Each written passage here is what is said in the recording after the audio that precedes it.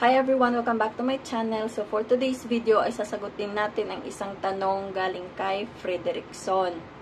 So sabi niya, sa akin di ko mabuksan. Huli ko nakita your account restricted tapos di ko mabuksan ang aking Facebook. Na-hack ba yun or hindi? Pasagot naman po. Salamat. So siguro ito yung nangyari sa Facebook account ni Frederickson. For most violations, if you continue to post content that goes against the Facebook community standards after repeated warnings and restrictions, we will disable your account.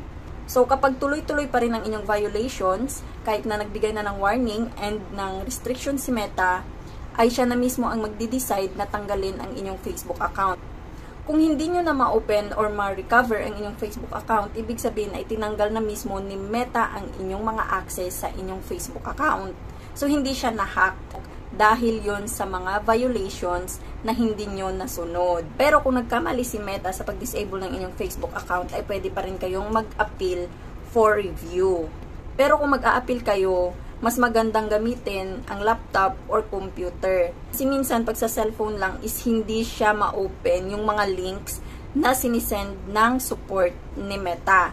So, yun lang guys. Sana makatulong sa inyo ang video na to.